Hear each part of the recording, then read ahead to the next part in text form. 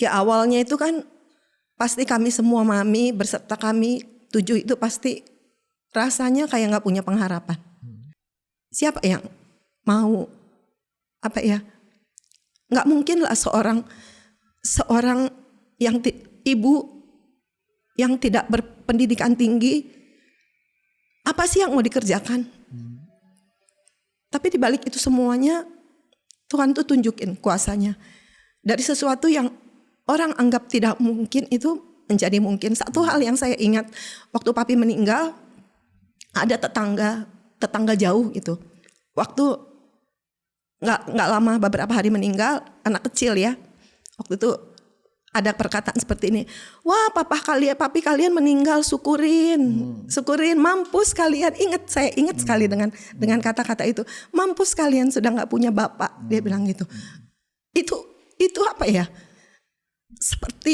Seperti perkataan yang kayak menghancurkan gitu. Wah, hancurlah. Tidak ada pengharapan.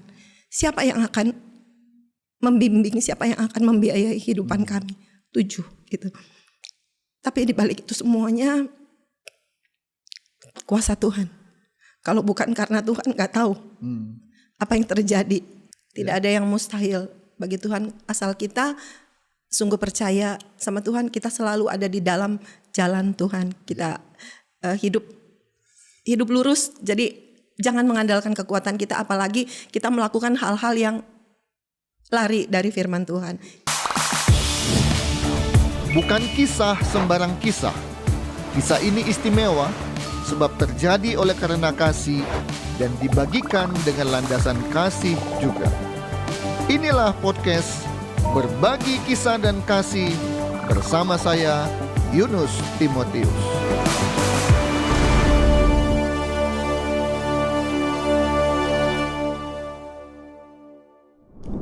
Puji Tuhan, kita bertemu kembali para penonton di podcast Berbagi Kisah dan Kasih bersama dengan saya, Yunus Timotius. Kami mengucapkan terima kasih kepada seluruh penonton yang sudah mendukung kami dengan doa, mendukung kami dengan subscribe, dengan like dan share. Semua ini memberikan kami semangat untuk meneruskan podcast ini, karena podcast rohani jumlahnya sangat terbatas di Indonesia. Kini kami akan berbincang-bincang dengan seorang narasumber di mana menurut saya kisah yang terjadi dalam keluarga ini kisah yang luar biasa. Betapa kasih Tuhan dinyatakan dalam kehidupan keluarga ini. Seperti apa kasih Tuhan dan seperti apa kehidupan yang benar-benar menurut saya perlu diberitakan, perlu dikisahkan untuk kita ketahui. Mari kita ikuti bersama. Narasumber saya adalah Henny Teresia. Mari kita segera ajak Henny Teresia untuk berbincang. Hen, apa kabar? Ya, kabar baik. Ya, terima kasih sudah sama-sama. bersedia hadir di podcast Berbagi Kisah dan Kasih. Henny, Om kan tahu keluarga Henny. Belum nggak tahu. Ya, oke. Tapi penonton kan tidak tahu dan perlu mendengarkan cerita langsung dari Henny. Walaupun ini tidak cerita tentang Henny dan keluarga Henny ya. Tapi keluarga Henny dalam arti papi, mami yang sudah almarhum, Henny dan adik-adik. Oke. Henny kan bukan orang Bandung. Iya. Lahir di mana? Lahir di Pematang Siantar tahun 1968. Jadi Sumatera Utara. Sumatera Utara. Okay. 56 tahun yang lalu. Oke, Sumatera Utara, Pematang Siantar. Papi sama mami sekarang sudah almarhum. Ya, betul. Dan kita akan banyak cerita khususnya tentang mami ya. Iya. Papi duluan dipanggil Tuhan. Iya. Oke. Masih ingat kapan papi dipanggil Tuhan? Papi itu dipanggil Tuhan itu Maret 1984. 84. Ya. 40 tahun yang 40 lalu. tahun ya? yang lalu. Oke. Iya. Maret 84. Iya. Waktu itu meninggal di usia berapa? 45 tahun. 45 tahun. Oke. Papi sama mami waktu papi meninggal punya anak berapa? 7. Perempuan 7. semua. Perempuan semua. Ini 7 bidadari ya. 7 bidadari. Oke, jadi di usia 45 tahun papi dipanggil Tuhan. Nah, mami waktu itu usia berapa? Mami 39. 39, beda 6 tahun. Beda 6 tahun. Papi kerjanya apa? Papi itu kerjanya di perusahaan korek api di Pematang Siantar sebagai kepala bagian pembangunan. Ya, jadi seluruh bangunan pabrik, Iya. tembok sampai Iya. kayu sampai apa segala Iya, macam itu. iya. Papi Tanggung yang jawab papi koordinir, ya. iya. Oke. Nah, mami sebagai apa? Mami itu sebagai ibu rumah tangga, hanya ibu rumah tangga. Tapi mami punya kesibukan tambahan. Mami itu rajin waktu itu zaman kami masih kecil, ingat ya, buat es mambo gitu. Dibantu dengan papi. Jadi sebelum papi kerja, papi bawa beberapa es untuk dititipkan ke beberapa toko-toko atau warung-warung selewatnya papi kerja gitu. Oke. Jadi Tapi tetaplah sebagai tiang utama ekonomi keluarga papi Iya, ya. iya. Oke. Dan terjadilah apa yang diinginkan manusia kadang-kadang nggak terjadi. Papi dipanggil Tuhan di usia 45 tahun. iya. Mami sebagai ibu rumah tangga yang punya usahanya kecil dan 7 anak perempuan. Ini usia berapa waktu papi meninggal? 15 setengah mau 16, kelas 3 SMP. 3 SMP. Oke. Sudah remaja. Iya, Jadi rasanya masih punya ingatannya segar. iya betul. Tanpa bermaksud mengingatkan dan buat sedih. Tapi ini fakta, ini kejadian benar. Iya. Heni masih ingat bagaimana kondisi mami waktu papi dipanggil Tuhan? Dan kondisi Heni sendiri serta adik-adik? 7 anak kan? Heni paling besar. Iya. Yang paling kecil itu usia berapa? 4 tahun. 4 tahun. Jadi dari 15 tahun paling besar dengan paling bungsu 4 tahun. Fanny. Iya, Fanny 4 tahun. Bisa cerita bagaimana kondisi kalian pada saat papi meninggal? Waktu itu kan sebetulnya sebelum kejadian papi meninggal itu 1 tahun kira-kira ya, 1 tahun ke belakang itu papi pernah mengalami satu eksiden. Waktu itu ada pembangunan di pabrik itu. Waktu itu papi kontrol anak buah yang sedang membangun. Ada balok kecil yang terjatuh kena kepala papi. Dan waktu itu rasanya tidak akan berefek. Nggak ada pengaruh lah Iya, gitu karena ya. itu hanya luka kecil dan diobati di klinik pabrik. Udah hanya seperti itu dan setahun setelah itu baru terjadi mulai pusing. Waktu itu kebetulan papi ke Jakarta menghadiri pernikahan Om kan. Setelah Om Lukas. Setelah pulang dari situ, Om Lukas tuh kalau nggak salah Desember 83. Waktu papi pulang itu kira-kira Januari awal kalau nggak salah. Nah di situ mulai pulang dari situ mulai pusing, sampai diobati secara medis, bahkan mencoba pengobatan secara non medis Alternatif. saat itu dengan berbagai cara dan akhirnya dibawa ke rumah sakit di Medan, kalau nggak salah rumah sakit Metodis dan di situ koma 1 bulan. Oh, tidak sadarkan diri selama 1 bulan. 1 bulan dan mami 1 bulan Tinggal di Medan. Di Medan. Jadi kalian semua Kami di ada Siantar? Iya. Di Siantar 6 anak, 7 anak di 7 anak. Dan kemudian ya kehendak Tuhan papi dipanggil. Iya. Tadi Heni belum jawab bagaimana kondisi mami, kondisi kalian. Semua pasti sedih. Siapapun yang meninggal itu pasti sedih. Nah, tapi dengan kondisi papi tulang punggung, mami ibu rumah tangga, 7 anak, hanya sedih biasa atau apa yang terjadi? Ya karena waktu sebulan itu sebetulnya penyakit juga belum ditemukan sampai dokter terakhir juga nggak tahu ini sakit apa gitu. Hanya dokter bilang kalaupun ini sembuh mungkin nggak akan bisa normal karena sudah koma. Ada sesuatu yang terkena di otak dan hasil dari dokter itu pada saat meninggal ada pembekuan darah di otak. Itu yang membuat jadi koma dan itu yang bikin sampai berbulan-bulan mengalami sakit gitu. Waktu 1 bulan di rumah sakit itu beberapa itu memang karena dokter sudah bilang seperti itu, kalaupun hidup mungkin nggak bisa normal, mungkin akan seperti boneka. Tapi mami dengan dengan keinginan ingin suaminya tetap sehat, mengupayakan untuk coba dioperasi gitu. Sempat dioperasi? Kalau menurut cerita mami, rencananya mau dibawa ke Singapura pada hari itu, menurut cerita mami. Tapi jam 6 pagi sudah meninggal. Jam 6 pagi saat itu. Jadi waktu kami mendengar berita, opa yang sampein, papi sudah meninggal gitu. Saya sebagai anak yang tertua,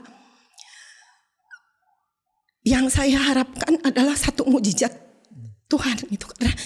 Aduh maaf ya. Karena yang saya pikirkan, sepertinya tiang di dalam keluarga ini sudah jatuh. Dan saya berpikir, bagaimana nasib kami sekeluarga dengan seorang ibu yang yang pendidikannya juga bukan pendidikan yang tinggi. Bagaimana nasib kami ke depan seperti itu. Tapi di balik itu semuanya ada kepercayaan, ada keyakinan di dalam hati, pasti Tuhan tidak mungkin meninggalkan. Seperti itu. Jadi itu yang Henny rasakan secara pribadi sebagai anak yang tertua. Ya, sebagai anak yang tertua. Bisa cerita bagaimana waktu itu mami?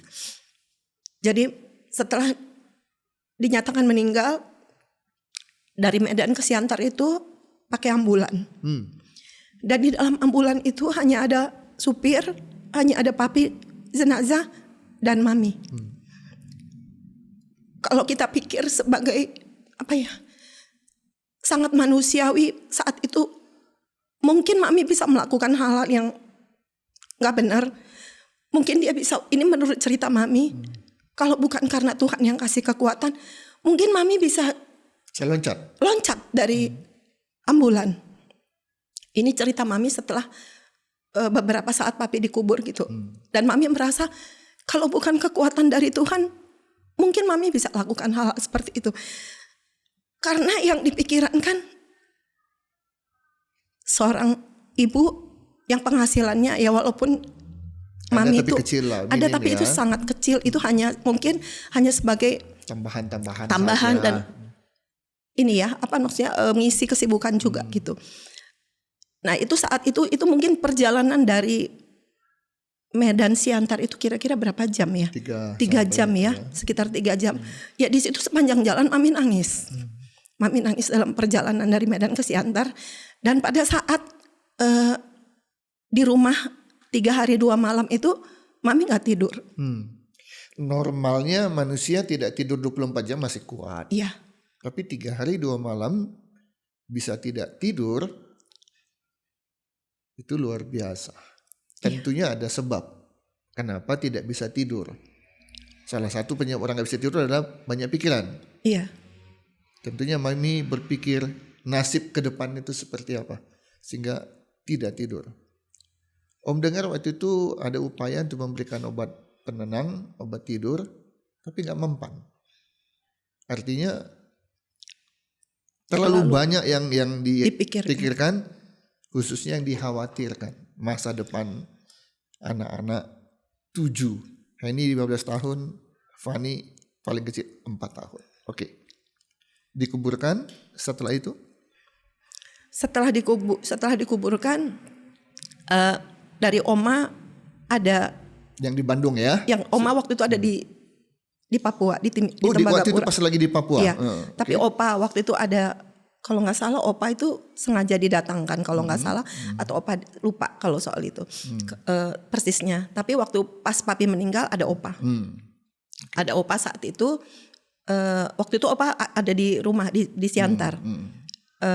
Dan akhirnya rencana dari oma itu supaya mami beserta kami yang 7 ini pindah ke Bandung. Karena mungkin alasan tidak ada sosok ayah, tidak ada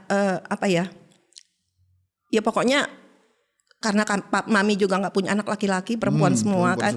Ya istilahnya siapa yang mau jaga, siapa pelindung gitu kan. Jadi karena om-om semua ada di Bandung, laki-laki lagi kan. Jadi atas saran oma cobalah pindah ke Bandung. Kami akhirnya pindah ke Bandung bulan Juli. Jadi berarti Maret, April, Mei, Juni, Juli. Jadi selama 4 bulan kami di Siantar tanpa papi. Tanpa papi dan mami yang mungkin hidup dari peninggalan papi saat itu. Nah akhirnya bulan Juli baru ke Bandung. Kami 5 di Bandung dan kedua anak mami, anak nomor 3 dan nomor 4 itu ikut adiknya mami dibawa ke diadopsi lah secara hukum secara hukum diadopsi di apa maksudnya supaya mungkin meringankan beban mami, jadi tanggungan mami 5 gitu. Jadi dibawa waktu itu usia anak yang ketiga itu Yeni itu dia kelas 6 SD. Kelas 6 SD. Lagi Novi kelas 4 SD.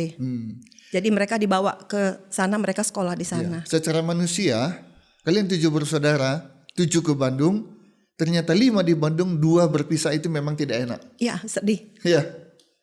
Yang ditinggalkan nggak enak, yang pergi pun tidak enak. Iya, betul. Tapi rupanya di situ rencana Tuhan yang luar biasa ya. Kalau kita kembali lihat waktu kejadian harus berangkat ke Papua, bukan tempatnya dekat lagi. Iya. Tapi ternyata jalan Tuhan itu luar biasa. Dengan mereka berdua pergi ke Papua diadopsi. Ini bisa cerita apa yang terjadi dengan 2 adik ini sekarang? Iya, mereka di Papua itu dari SMP aja. Jadi dari SD sampai SMP. SMA mereka kembali ke Bandung bersama dengan kami. Karena di perusahaan sana tidak ada sekolah SMA ya. Jadi kami ketemu lagi mereka SMA. Jadi mereka sekitar 4 tahun ya. Yang satu 3 tahun, ya 4 tahun lah, 4 tahun dan 5 tahun. Dan mereka SMA, kuliah, yang satu kuliah, tetap kami ketemu di Bandung. Dan kemudian mendapat jodoh. Mendapat jodoh. Papua. Bukan orang Papua. Bukan. Yang bekerja di Papua. Ya akhirnya mereka setelah mereka lulus sekolah, Novi ambil sekretaris, dia bisa kerja di Freeport. Ya dia ketemu dengan jodohnya di sana orang Ternate. Kalau Yeni dia ketemu dengan suaminya orang Bandung. Ya, tapi ketemu bekerja di Freeport gitu. Dan akhirnya anak yang kedua juga Lisbeth, dia juga akhirnya diajak ke Papua juga, dia bekerja di sana, ketemu juga dengan suaminya orang Manado. Bekerja di Freeport. Ya, bekerja di Freeport. Lalu setelah itu Yeni berkeluarga, punya anak, akhirnya Mami pun diajak ke sana. Mami diajak ke sana karena memang Mami dari dulu kan memang Mami ini senang masak. Itu talentanya. Cita-cita bakatnya. Mami senang masak, jadi mungkin dibuatkanlah satu sarana. Jadi akhirnya waktu itu Mami punya kafe. Di sana dibuatkan di Timika. Lalu Christine anak kelima, Christine itu anak lupa anak kelima saking banyak. Ya Christine itu anak kelima. Lisbeth, Yeni, Novi, Christine, Dora. Ya Christine itu nomor 5. Akhirnya Christine waktu itu kerja di Bandung. Dia kerja di perusahaan sepatu di Bandung. Akhirnya nggak tahu gimana ceritanya. Akhirnya Yeni bilang, Tin udah ke Timika. Akhirnya Christine pun di Timika. Di Timika bantu Mami juga di kafe. Akhirnya ya Christine juga ketemu jodohnya di sana orang Malang. Orang Malang. Dora tetap anak ke-6 tetap di Bandung. Nah yang ke-7 yang terakhir. Nah yang ke-7 yang terakhir Fanny juga dia kerja di perusahaan farmasi di Bandung. Nggak tahu entah kenapa tiba-tiba Yeni bilang udah Van kesana aja. Akhirnya Fanny pun kesana. Ketemu dengan suaminya orang Sumatera Utara, Raya. Ya pokoknya Simalungun. Ketemu di sana jodohnya TNI. Anggota TNI dan ya seperti itu. Kalau saya ketemu di Bandung orang Purwokerto. Jadi tetap tinggal di Bandung, nggak kemana-mana. Tetap tinggal di Bandung, iya. Sama Dora juga orang Bandung. Yang ke-6. Yang ke-6 Dora dapat orang Bandung juga. Jadi berawal dari sesuatu yang tidak enak, berpisah, pergi ke tempat yang jauh di Papua. Tapi itu yang Tuhan atur, Tuhan buka jalan, sehingga akhirnya satu demi satu jadi ikut ke Papua. Iya. Dan dapat jodoh di sana. Dapat jodoh di sana. Juga dapat pekerjaan. Dapat pekerjaan. Ya ini dapat suami yang kerja di Freeport, dan terakhir sebagai vice president. Lupa ya. Ya, lupa ya. Nah, itu posisi dia terakhir. Jadi itu udah posisi yang cukup tinggi untuk di perusahaan seperti Freeport, ya. Juga dengan Lisbeth dan Novi pun sekarang masih di Freeport. Masih, sebentar lagi sudah mau pensiun juga. Tapi dia di bagian rekrutmen, jadi cukup HRD, menentukan ya. HRD. Oke. Nah, itu mulai habis gelap terbitlah terang, gitu ya. Nah, Mami ada di Papua punya kafe. Tapi adakah kisah lain yang terlewatkan dalam perjalanan kalian di Bandung, gitu ya, yang bisa dikisahkan bahwa Tuhan itu luar biasa? Ya, secara pendidikan Mami itu kayaknya nggak mungkin kerja, nggak mungkin kerja kantoran, nggak mungkin karena kan pendidikannya bukan pendidikan yang tinggi. Semua berkat Tuhan. Mami tiba-tiba dapat tawaran, masih ada hubungan kekerabatan juga. Kalau zaman sekarang itu safe lah istilahnya ya. Safe ya. Kalau safe dulu istilahnya. koki kah, tukang masak kah gitu ya. Safe. Ya, tiba-tiba Mami dikasih kesempatan untuk bekerja di satu keluarga konglomerat. Menurut saya adalah ini konglomerat. Perusahaan, dia punya perusahaan dan Mami bisa bekerja di situ. Pekerjaannya tidak sulit. Hanya memasak makanan untuk bos. Semua asisten ada. Yang potong ada, yang asisten-asisten lain. Jadi Mami hanya masak untuk sarapan pagi, makan siang, mungkin siang nggak ya karena di kantor, dan makan malam. Hanya itu. Dan puji Tuhan luar biasa, si konglomerat ini juga punya hati yang sangat baik, sehingga kami diundang, kami berlima diantar oleh Om Yakobus waktu itu, dan beberapa ada sepupu, ada Berti juga. Jadi lihat rumahnya seperti apa ya? Waktu tahun 86, sekitar tahun 86 apa 87, bukan 86, kesini 85 lah, sekitar tahun 85, ya betul tahun 85. Kami diajak ke sana untuk 1 minggu berlibur di sana. Tinggal di sana. Yang kita pikirkan diundang oleh seorang konglomerat dan Mami adalah karyawan. Karyawan yang pekerjaannya memasak makanan bos. Yang kami pikirkan nggak kepikir gitu. Ternyata waktu kami datang, kami difasilitasi satu kamar ruangan yang sangat besar luar biasa. Sebetulnya kamar ini adalah kamar untuk rekanan bisnis dia, bos-bos gitu. Tapi waktu itu kami dikasih kesempatan untuk menikmati kamar yang sangat luar biasa. Kamar tamu itu ya? Kamar tamu yang luar biasa. Di dalam kamarnya ada ruang tamu, ada kamar mandi yang luar biasa, ada pokoknya luar biasa. Nah di situ kami melihat kemurahan Tuhan, dan pemilik ini kami panggil Om. Dia yang mengantarkan kami ke Taman Mini. Dia yang nyetir dan dia punya anak 3. Dan waktu itu kami diajak bersama dengan babysitter dan ada pengasuh, pembantu rumah tangga juga beserta 2 anaknya. Kami 5 dan kami semua dibawa oleh Om ini ke Taman Mini. Dia sendiri yang nyetir. Seorang konglomerat tapi hatinya luar biasa. Nah di situ walaupun tidak memiliki, dalam 1 minggu itu kami bisa merasakan wah seperti ini ya gitu, tinggal di rumah di Pondok Indah. Pondok Indah rumah yang sangat besar, ada fasilitas luar biasa, dan kami diperlakukan sangat baik oleh tante dan omnya gitu, dan anaknya masih kecil-kecil dan waktu itu usianya di bawah Fani, mungkin 3 tahun dan 3 tahun dan 2 tahun dan melahirkan anak 1, dan kami diperlakukan dengan luar biasa baiknya gitu, tidak membedakan bahwa kami adalah anak-anak dari karyawannya. Ya. Karena zaman dulu kan ya belum terkenal lah nama-nama chef gitu ya. Iya betul. Nah, jadi dianggap hanya sebagai tukang masaknya aja kan, hanya orang bagian dapur. Iya. Dan waktu itu tahun 86 itu kalau dihitung-hitung gaji Mami itu cukup besar ya? Cukup besar. Karena waktu saya kerja tahun 88. Waktu pertama kali kerja dapat gajinya hanya 30% dari gaji Mami. Jadi kebayangkan sangat besar untuk pada zaman itu. Kalau gitu. Mami mau ngelamar juga mungkin kan kamu siapa, pengalaman di mana, betul. Pernah di hotel nggak, perlu di restoran nggak? Gitu kalau kan? bukan kemurahan Tuhan tidak mungkin. Oke. Dan seluruh 7 anak bisa sekolah, bisa kuliah, ya. Beberapa kuliah, beberapa nggak mau kuliah. Nggak mau kuliah, langsung kerja Ya. gitu ya. Nah, tadi Yeni punya suami seorang karyawan yang karirnya cukup bagus. Nah, yang si kecil, si bungsu yang bersuamikan seorang TNI Angkatan Darat, Ya. ya. Saat ini puji Tuhan punya jabatan ya, Iya, dia Dandim di Tidore. Dandim di Tidore. Iya. Jadi kalau diingat-ingat kembali Hen, kalau kita putar kembali ingatan Heni dari masa kecil sampai papi dipanggil Tuhan sampai ke hari ini. Heni 56 tahun ya, Iya. punya anak 2, Iya, punya cucu, punya cucu 2. cucu 2.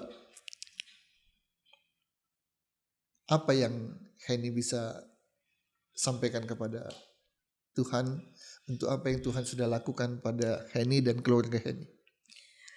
Ya awalnya itu kan pasti kami semua mami berserta kami 7 itu pasti rasanya kayak nggak punya pengharapan. Seperti kebetulan di rumah waktu di Siantar itu di belakang rumah itu kan ada tiang di belakang rumah itu ya. Kalau nggak salah mami pernah seperti mami kalau nggak salah mimpi kalau nggak salah ya tiang itu roboh. Ya seperti itu, jadi kayaknya kehilangan pegangan, kehilangan. Kalau secara manusia mungkin nggak mungkin punya masa depan. Siapa yang mau apa ya? Nggak mungkin lah seorang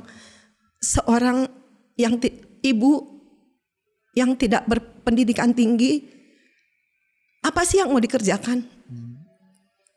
Tapi di balik itu semuanya Tuhan tuh tunjukin kuasanya. Dari sesuatu yang orang anggap tidak mungkin itu menjadi mungkin. Satu hal yang saya ingat waktu papi meninggal, ada tetangga jauh gitu. Waktu nggak lama beberapa hari meninggal, anak kecil ya. Waktu itu ada perkataan seperti ini. Wah, papi kalian meninggal, syukurin. Syukurin, mampus kalian. Saya ingat sekali dengan kata-kata itu. Mampus kalian sudah nggak punya bapak, dia bilang gitu. Itu apa ya? Seperti perkataan yang kayak menghancurkan gitu. Wah, hancurlah. Tidak ada pengharapan. Siapa yang akan membimbing, siapa yang akan membiayai kehidupan kami? 7 gitu. Tapi di balik itu semuanya kuasa Tuhan. Kalau bukan karena Tuhan nggak tahu apa yang terjadi. Walaupun caranya kadang-kadang tidak terpikirkan oleh kita walaupun awalnya itu sepertinya, aduh kok Tuhan tega bener ya. Rasanya, makanya begitu saya dapat kabar papi meninggal langsung ke atas. Kelihatan. Kalau Teng langsung berdoa minta, Tuhan pokoknya minta papi dihidupin. Bukan karena waktu itu kan masih usia 15 tahun ya. Dan pada saat itu sedang rajin-rajinnya beribadah ke gereja GPDI di Pangandola Atas, gereja Oma Nurung. Dan waktu itu iman sebetulnya sedang dibangun, baru dibaptis lagi beberapa bulan sebelum papi meninggal baru dibaptis. Kalau orang bilang apa ya, menemukan cinta mula-mula, cinta sama Tuhan itu yang luar biasa. Tapi tiba-tiba kebahagiaan itu direnggut. Iya, tiba-tiba iman yang sedang bertumbuh, yang rasanya setiap hari pengen ke gereja, yang rasanya setiap hari pengen ibadah, beberapa bulan mengalami namanya kerinduan untuk ibadah, tiba-tiba dapat sepertinya orang bilang musibah, seperti itu. Ya. Ada satu cerita yang Om dengar, Hen, beberapa saat setelah papi meninggal. Heni dengan adik-adik kan sekolah minggu kan? Iya. Ini udah remaja. Sudah remaja. Sudah ibadah. Adik-adik yang sekolah minggu ya. Iya, mereka sekolah minggu. Dan biasa kan di sekolah minggu ada yang kesaksian nyanyi gitu kan? Maju ke depan. Salah satu adik Heni, kalau Om tidak salah, Yeni, ketika dia maju ke depan dan dia bernyanyi, lagu yang dia pilih, lagu yang dia nyanyikan adalah Yesus di hati, tiada susah, tiada sedih. Dia nyanyi, dia tidak nangis. Yang dengarkan guru-guru sekolah minggu itu yang nangis. Seorang anak kecil, papinya meninggal, bisa bernyanyi. Entahlah dia memang sengaja memilih lagu itu untuk menunjukkan saya punya Tuhan, atau memang Tuhan yang ya dengan polosnya dia pilih dan dia nyanyi lagu itu. Yesus di hati, tiada susah, tiada sedih. Padahal papinya baru meninggal. Dalam duka cita masih bisa menjadi berkat, masih bisa menguatkan orang lain. Kami sedih, tapi ada Yesus. Nah, itu membuat luar biasa, ya, luar biasa. Dan ketika kita menghadapi kesulitan, menghadapi masalah yang luar biasa, tapi tetap tidak pernah tinggalkan Tuhan, tidak pernah komplain, mungkin kecewa iyalah ya, mempertanyakan Tuhan kok tega amat seperti yang tadi Henny bilang ya, tapi tetap percaya Tuhan memelihara, Tuhan memberkati, dan seperti yang sekarang lah yang kalian alami ya, bisa gak kalian bersyukur kepada Tuhan dengan semua yang Tuhan sudah lakukan dalam hidup keluarga kalian? Iya, sangat bersyukur sekali. Ya, bukan artinya syukurlah papi meninggal, bukan begitu, tapi lewat sebuah masalah yang bikin hidup tanpa harapan, tapi karena Tuhan dan percaya inilah yang Tuhan lakukan, dan Tuhan memang tidak pernah mengecewakan ya. Iya. Oke. Mami setelah papi meninggal tahun berapa? Mami kira-kira 6 tahun yang lalu. 6 tahun yang lalu, di usia? Di usia 73. 73. Dan sampai mami meninggal Tidak menikah. tidak menikah. Betul. Jadi tetap sebagai seorang ibu Iya. bersama dengan 7 Iya. anak-anaknya. Iya. Nama papi siapa? Yohanes Kusuma. Yohanes Kusuma. Iya. Nama mami? Mary Timotius. Mary Timotius. Nama ininya, nama Mary Cailan. Tionghoanya Mary Cailan Iya. Timotius ya. Oke. T Cailan. T Cailan ya, marga T ya. Cailan. T Cailan dipanggil biasa Cailan, tapi nama Indonesia Mary Timotius. Mary T Cailan Timotius ya. Oke. Kenapa Om juga ikut bisa terharu? Ya, penonton juga mungkin perlu tahu, kok Pak Yunus bisa tahu nama-nama adiknya Henny gitu ya. Ya, para penonton, maminya Henny, almarhumah Ibu Mary T. Cailan adalah kakak tertua dari saya. Dia nomor 1, saya nomor 10. Kami 10 bersaudara. Jadi kenapa Henny panggil saya Om? Ya karena memang saya omnya, adik maminya. Ya, jadi kami tahu persis bagaimana perjalanan kehidupan keluarga ini. Dan setelah sekian episode berbagi kisah dan kasih, saya pikir apa yang mereka alami perlu dibagikan, perlu dikisahkan. Sesuatu yang sungguh sangat tidak mengenakan apa yang pernah mereka alami. Tapi dari hal yang tidak enak, Tuhan bisa buat menjadi sesuatu yang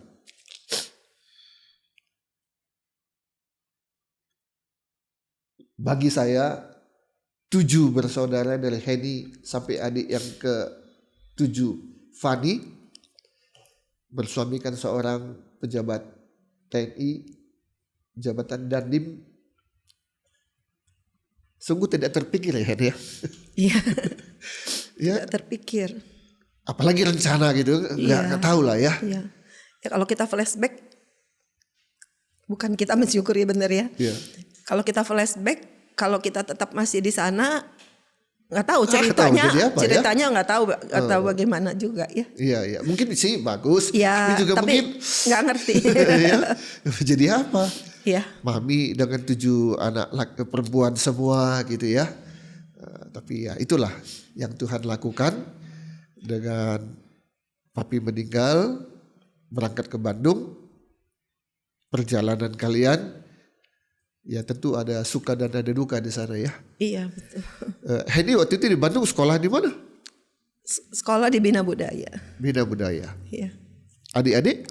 Adik-adik ada yang di SD, SMP-nya mereka di BP, di mana ya? Ada yang di Gracia, SMA-nya ada yang di SMA 11, ada yang di SMA 4, ada yang di SMA BPPK. Iya, oke. Dan mereka kuliah Dora di STIE. Oke. Sedikit mungkin bisa ceritakan bagaimana ketika Yeni dan Novi harus berangkat ke Papua. Ada cerita di mana kalian 5 yang di Bandung. Yang menurut cerita Novi dan Yeni waktu mereka sampai ke sana, dan walaupun sebetulnya masih dalam satu wilayah, dan terus mereka juga kan tinggal bukan dengan siapa-siapa, dengan tante sendiri gitu ya. Yang diceritakan Yeni waktu dia pernah cerita sebelum mereka, kalau nggak salah mereka turun dari bandara, kalau nggak salah ya, mereka berpelukan dan mereka nangis. Masih satu komplek. Iya, masih satu komplek. Ini ceritanya gitu, sampai mereka katanya berpelukan, mereka nangis. Waktu berpisah mereka berangkat di Bandung. Iya, gimana? Kita pasti juga ya sedih lah dipisahkan gitu. Ya walaupun namanya anak kecil, ya tetap aja kita biasa bertujuh gitu kan, harus yang dua harus jauh lagi kan ditempuhnya dari ujung Indonesia gitu. Jadi kita ketemu juga setahun 2 kali. Biasanya Juli libur sekolah dan Desember biasanya. Oke. Baik, Hedi, di akhir dari podcast kita ini, apa yang ingin atau bisa Hedi sampaikan kepada para penonton dari kisah kehidupan keluarga kalian? Iya.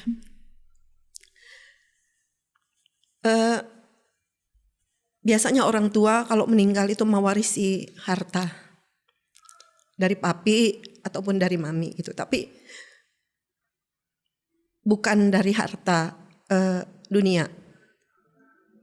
Yang saya dapat adalah walaupun papi bukanlah seorang Kristen yang baik karena tidak ke gereja juga. Kalau mami memang rajin gitu, tapi satu hal, papi tidak pernah larang kalian untuk ke gereja. Iya, tidak pernah melarang kami ke gereja.